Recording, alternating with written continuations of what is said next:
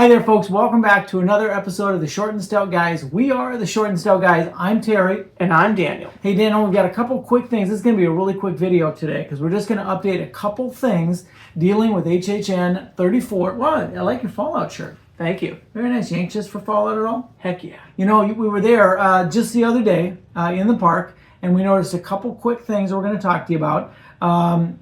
Scare zone that's kind of changed a little bit. The slime has arrived. Holy mackerel. So we're going to talk about that, show you some images of the slime that has arrived now in the Toxic 20s scare zone. Mm-hmm. Other than that, we've got a couple stores we're going to talk about. The Sahara Trader, which is going to be right next to the Halloween Tribute Store this year. That's taking place in the arcade this year. It is, and maybe that's going to be part of the tribute store. We don't really know the flow of how that's going to work, but it really looks like a tribute store in there already, or part of a tribute store. Yeah. So we got a little look in there. It's very dark. We'll talk about that in a minute. We went over to the San Francisco area. Yep, and in the San Francisco area, the candy factory. The candy factory. Yeah, they've had a makeover there. The Jaws stuff inside gone, but it looks amazing. So we'll talk about what's going on there. We went to the Cat Lady of Crooked Lane. Not a lot of change there. I guess they've done a little bit with the Pet Cemetery, but not tons of changes there. Nope. We also went over to the Masquerade Dance with Death. Yep. And not a lot of changes there. Nope. Yep. So, and nothing at all showing up for Mel's die-in and the zombie thing. So we don't really. So those are the things we're going to talk about real quick. We did start in the Origins of Horror, yep, which is like Minion Boulevard. Yep. Okay. And what do you think? It looks great. I love the look of the gargoyles. I like the towering gate thing they have. Yeah. I'm just kind of puzzled by the sign. I thought they said it was going to be blue lettering and it was a big deal, but it just looks like orange. Yeah, so it looked red or orange. Yeah, right. Maybe the background will be blue. We talked about that a little bit in the last video, so it's not a change, but just something that kind of puzzled you, right? Yeah. The gargoyles are super cool. And they are featured on some shirts we'll show you a little bit later on too. But those gargoyles are just amazing. They're very big. About, 5 or 6 feet. I don't know, something like that. But very cool. When you go in and then you go past all the little mausoleums, or is that what you call them? Yeah, mausoleums. Yeah. Yeah. All right. So other than that, not a lot of change in the Minion area in the Origins of Horror. Yep. So then we're going to go down the road, we're going to take a right, and we're going to head into the Toxic 20s. Where most of the changes have happened. Yeah, this is a big change. What arrived, Daniel? Slime. Toxic slime. Yeah, and it looks like, remember when they used to have the, what was the show where you'd come in and you'd Nickelodeon. Nickelodeon, they dump slime on you? Yeah. That's what this stuff looks like. Thick, and I think it glows in the dark too. Well, I don't know if it glows in the dark, but it's definitely going to be black light activated. Yeah, so if they're running black lights, this stuff is going to show and, up. oh my goodness, is it everywhere? It is everywhere. And I don't quite get it because, all right, let's say that this big accident happened between the getaway car and the BuzzCon truck, right? Mm-hmm. So you'd think they would have banged together and the stuff would have flown all over the place, and that would have pretty much been the situation. But then the police came in and they set up the barricades, and the barricades have the stuff all over them. So the BuzzCon stuff must have exploded later, or I don't really know. Well, yeah, and also it was amazing how far those barrels moved. They're like all the way down the street. There's one in the florist shop. Yeah, it's all over the place. Yeah. It looks great, and the slime looks great and sloppy. It's just I can't quite figure out how it got all over the place. Unless, and you had a theory about this, maybe because the mobsters are going to be coated in this stuff. They just were running around and flopping it on stuff. I don't know. Mm-hmm. I guess that could happen too. But anyway, the slime is there and it is everywhere. Everywhere. So, yeah, it looks pretty cool. In our last video, we talked about kind of the half a guy in that one stage where it looks like a speakeasy, and it looked like up on top of the BuzzCon barrel there was and that was gone when we were there. So I don't know. Did they move him to a different spot? No idea. Oh, no idea. So we don't really know what happened to that half a man. But anyway, so he's gone. All right. So anyway, it really looked great. We can't wait to see this scare zone. It just looks like so much fun. Universal has slowly started to roll out some of the foods that's going to be available. But I didn't see anything that was related to the slime and the BuzzCon stuff yet. But maybe something will come later on. All right. So we're going to continue moving now towards San Francisco. We did stop in the Club Horror. Yeah, the dance kind of area.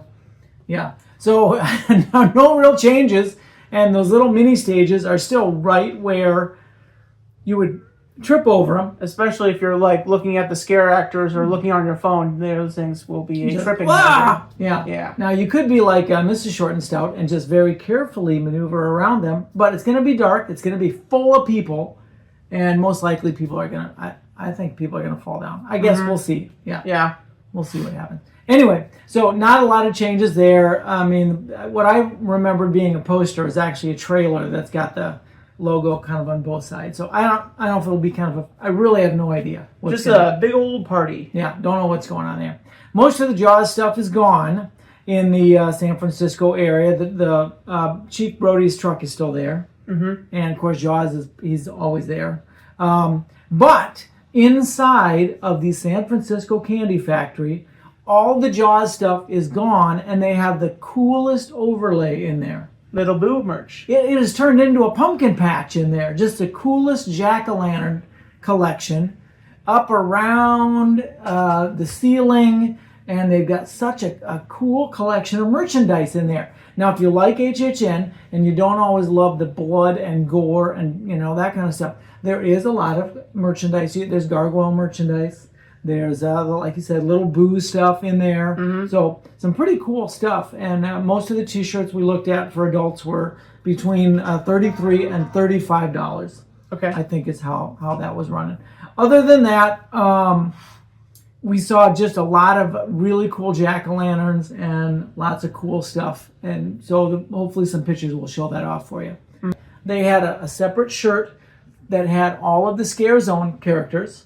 They had a separate shirt that had all of the unique individual houses that Universal came up with. They also had a unique shirt that had just the IP characters. So they had a separate shirt for all of those, which is kind of cool that they have those shirts for each. All right. Do you want to backtrack to the Sahara Trader? Yeah, let's go back to the Sahara Traders. So the Sahara Traders, where you get off of the Mummy ride, the roller coaster ride, and you go down the chute, again, that is going to be part of the tribute store, right? And so much cool stuff in there. If you can see it, it's really dark too. It's so dark. I had to turn the low light feature on my camera so I could see around, and Mrs. Short and Stout was walking around and bonked into one of the pillars that was there.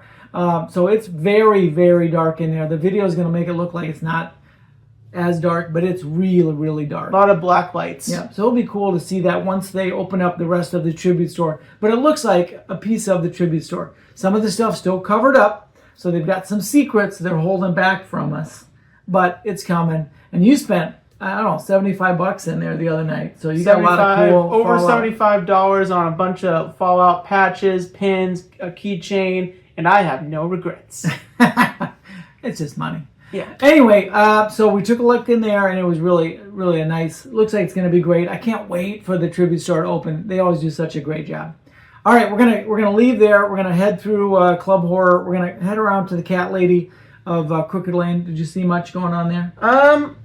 If they did any changes, I can't really say because it just looks like they've completed it. It looks like there's not much you could really add to it. It looks amazing. Again, bathroom still closed, bridge still closed. No changes there. Got to get those buggers open. The only thing I would say about the Cat Lady of Crooked Lane is that she really needs to add a banister to her house because I feel she or her little kitties might fall off the deck. Yeah, you're kind of worried about the scare actors because there's nothing. I mean, if they're going to be on the porch doing a lot of stuff, falling off into the crowd. I mean, or into those plants. There's a lot of plants over there too. Stickly, prickly plants. But otherwise, the whole scare zone looked great. Tons of jack-o'-lanterns in the trees. Tons of jack-o'-lanterns in that candy store over in San Francisco area. Love to see it. Yeah, absolutely. Masquerade Dance with Death. Not a lot of change there. That's the vampire one. Yep. Maybe they've added a few covered more bodies.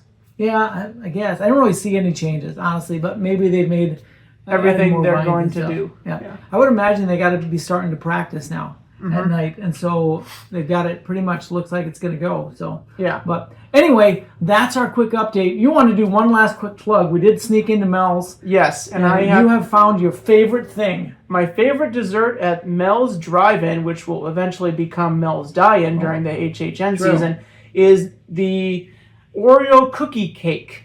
And they gave me a big piece of it, and oh man, that cake was so moist, and it was just it was delicious. Right? We got bad news, we think, because we asked at the crepe station, because you've loved the Halloween. Oh yeah, I love peanut butter fluff crepe, and the person that was there working said they don't think they're bringing it back. They're doing something different this year, something savory. They said so. Because you love that peanut butter fluff. I think I got it like maybe 3-4 times when we were there. But maybe this Oreo cake will make up for that. So or the cookie cake, or whatever it is. All right. Well, anyway, we're not going to keep you too long here tonight. Hopefully you've enjoyed just a real quick journey through the updates for the HHN, the scare zones. We can't wait to see you at HHN. We're going to be there a ton. So until then, take care. And stay spooky. Spooky. HHN, HHN, HHN.